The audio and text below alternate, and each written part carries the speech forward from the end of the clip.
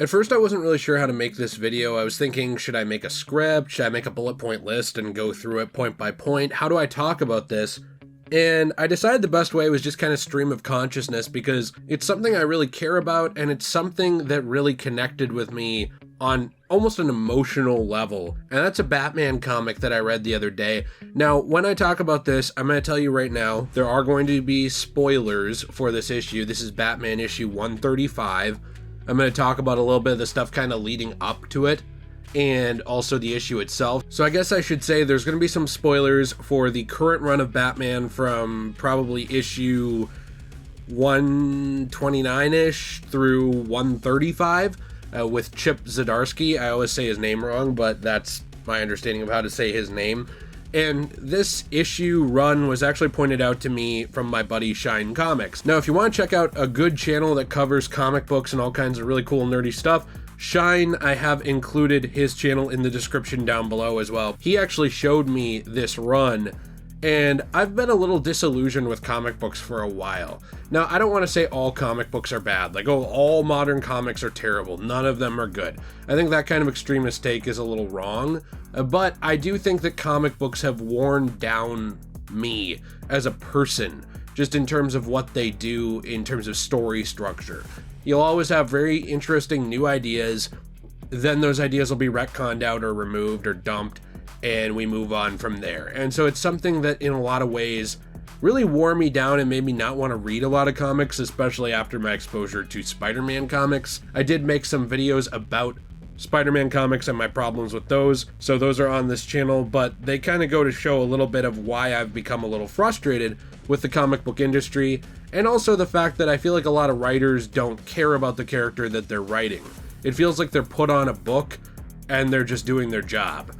Chip does not fall under that category at all, and I truly believe that his latest issue of Batman is a complete celebration of the entire history of the character. So before we get into it a little bit more, please be sure to leave a like and subscribe if you enjoyed today's video, and also be warned, I'm going to be showing you some stuff from this issue, but I'm going to be sure not to show you everything. My goal is never to really be a media replacement channel, and what I mean by that is I don't expect to be the channel that you go to read a comic book instead of buying it. So I really want to show you some of the things I really like from this, and leave a lot as well up to the mystery of you reading it. So with all of that out of the way, let's kind of get into this, because one thing I really like about this issue and the arc leading up to it is Batman is essentially in a parallel world. This is a world without the Joker. It's also a world without Batman, and Bruce pretty much has to step into that role for this world for a limited amount of time. It also does introduce a really cool villain. I actually really like this villain. His name is Red Mask, and at first you don't really know what's going on with him and what he wants, but essentially he is the Joker, but he's also not the Joker. This is a bit of a similar-ish concept to something like Batman White Knight. This is a sane Joker. The only difference is this Joker has never gone insane, but he wants to. So I think it's really cool how they connect the multiverse through this, because you do have these different versions of Batman and Joker all kind of at war. And I do want to say too that I think it's awesome, because the idea of a Joker who isn't himself but wants to be, who like glimpses greatness in what the Joker actually is, it's really fascinating, because this is a Joker who's almost more obsessed with himself than with Batman as well. Like, he is seen through the eyes of other Jokers across the multiverse, and he wants to be what they are because he feels small compared to them. It's really interesting. It's a very, very odd and different take on the Joker, but it works very, very well. There also is a very, very touching kind of relationship between Batman and Alfred in this, because if you have been following Batman comics at all in the last few years, I guess a spoiler alert for a character passing here, Alfred's been dead for a while in the mainline Batman comics, and surprisingly it hasn't been undone yet. I'm sure it will be at some point, but there is some very touching stuff between Bruce and Alfred in this story because of that. But I think where it gets really, really cool and fascinating is the fact that they pretty much have Batman take a journey across the multiverse where he meets all kinds of different versions of Batman and gets to talk to them. One of my favorite scenes is where he basically pops up in the 89 universe for Tim Burton and runs into that Batman for a minute. I do think it's too bad that we don't get to see a little bit more interaction between Batman and some of these versions, because some of his trips to these different Batman universes are very, very fleeting.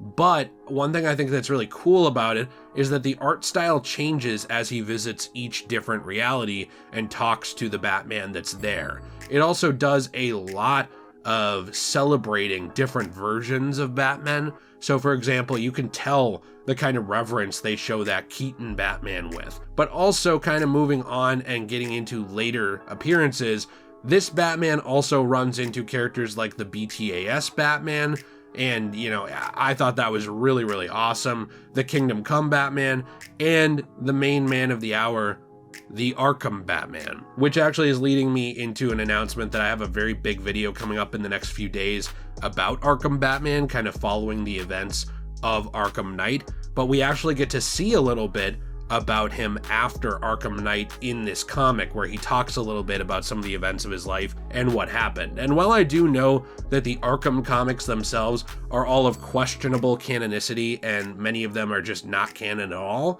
I do think it's really cool that they included this, and I do also consider this a little bit more official on DC's part, since it is in the mainline Batman comic continuity. You know, it'll be up to interpretation and argument, I'm sure, from people, but it's really neat to see. There's also a lot of interactions between Batman and other versions of himself, like older versions of himself. But I think to me, one of my favorite parts about this comic is the fact that Batman is getting help from himself across the multiverse. And you kind of see that in some different interactions, like his interactions with old Bruce Wayne from the DCAU, also his interaction as well with the legend Adam West. This was so cool to see, and again, the art style very much changed to, you know, kind of show this version of Batman. The Adam West Batman gives the normal main continuity Batman a utility belt so that he can continue his quest across the actual multiverse, and we actually see that utility belt show up on him going forward. He then, of course, goes on to meet one of my favorite versions of Batman. I know this version's a little controversial, but that is the Frank Miller Dark Knight Returns Batman. It's very, very cool, and we actually see a really awesome, unique interaction between the two of them. I'm going to show a little bit of it, but I'm not going to show the whole thing because I do think you should check this out. But it does lead into probably one of my favorite Batman suits actually of all time, which is a mashup between the Dark Knight Returns, the blue version, the Dark Knight Returns, the black version, and the Adam West Batman suit with the Adam West Batman utility belt. So awesome to see, and it goes on to do even more in this issue, you know. And I think for me, something I love about this issue so much is that I have not had a massive smile on my face reading a comic book in a while. I really haven't. I'm not saying all comics are bad, obviously, but there hasn't been a lot in comic books that makes me feel like a kid again. But this issue did that, you know. It felt like such a celebration of all these different versions of Batman, all the way down to the Adam West Batman coming in, as the kids would say, clutch, to help Batman himself in pretty much a very desperate time of need. I think for me, just to kind of show you my favorite moment from this comic that just made me smile so much, is when Batman is essentially forced to fight this shark. And one panel, or I guess I should say 2 or 3 panels from it, that really stood out to me was when he actually reaches into the Adam West utility belt and he pulls out shark repellent. And he says, "I finally met a Batman more prepared than I am." And this moment was, I guess this moment here, right? Obviously the moments leading up to it with, you know, the Dark Knight Returns Batman and the Adam West Batman and, you know, the BTAS and Beyond and Arkham Batman, those versions, they all mattered to me, right? And they were all really cool and they made me smile. But this moment here where it's like just such a celebration of who Batman is and the different versions of him, it was so incredible for me to see. The issue also ends in a very emotional and interesting way that I'm not going to show you because I want you to check it out. I have tried my best here not to show every page or anything like that. I did not show a lot of the lead up or a lot of the ending. I just wanted to show you a few different parts of this that really made me smile, because I feel like something missing from comic books now, there's a couple things. One is lasting impact. Like I said, I don't like that everything is always retconned or removed or restarted. I don't see that going away anytime soon. I wish it would a little bit, but Batman, I will say as an arc, is doing a good job of actually carrying progress over, especially in the last few years. So they are doing a good job with that, especially Chip Zdarsky. I think he is a fantastic and amazing comic book writer. But also, kind of to speak to his part in this, I think another thing missing from comic books is passion. I think that a lot of comic books, you can tell, are written because it's a job. They are written because it's like, oh, well, we have to put out another issue of Spider-Man. All right, what do we do? Make Ben Reilly evil. I don't know. Oh no, Ben Reilly's evil now. That kind of thing. I think that we see a lot of that in comic books. But this issue really, I don't know. I mean, it didn't make me cry, but it was pretty dang close, you know, where it's like, I can tell that Chip and the people doing the art and the coloring and all this stuff really cared about this version of Batman, really cared about showing respect to these different versions and showing as many versions as they realistically could in a comic book, even if some of them are very fleeting. They wanted to pay respect to the history of this character and show how much they love this character and how strong and impactful this character's been over the years and how many different versions of him there are, and also how those versions are all valid. Your favorite version can be Adam West, and guess what? Adam West saved the day here. Your favorite version can be old grizzled Bruce Wayne from Beyond, and that Batman helped. Your favorite version can be The Dark Knight Returns, and that version did a lot here too. I mean, he did quite a bit to also help this Batman that I didn't even show. So I think it's so cool to kind of see that, and then to see almost a mashup of costumes at the end for the final fight.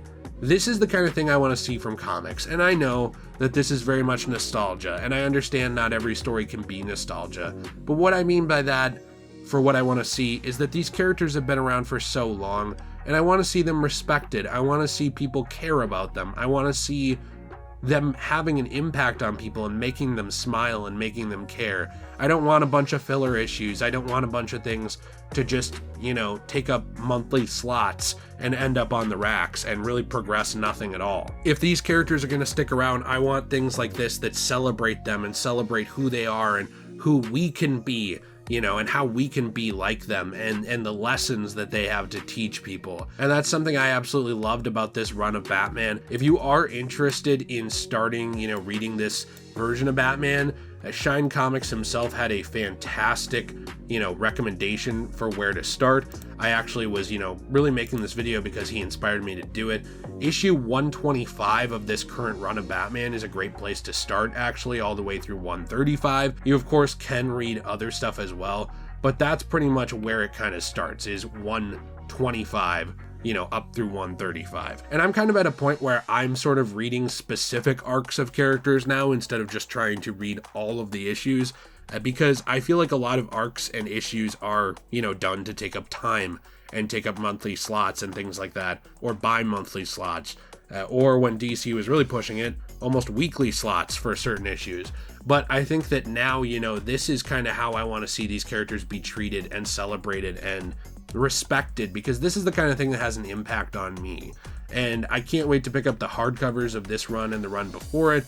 I went out to buy a couple of single issues with Red Mask as well, just because I think it's really, really cool. So there's a lot to celebrate here and be interested in, and I do hope you'll check it out, because, you know, I think it's really easy to often talk about how many problems comic books have, but I think that this is an example of what they still could be today if people care and want to work hard on them and make them something special. So anyway, thank you so much to everyone who watched this video. I really appreciate you. I do have another big Batman video coming up soon. I actually have a few, a couple of them are like video essays. One of them is sort of a timeline of Batman that I'm working on from the Arkham universe, but I have a lot of stuff coming up as well for this character. Please let me know what you think in the comments down below, and leave a like if you enjoyed this video. Be sure to subscribe for more content going forward.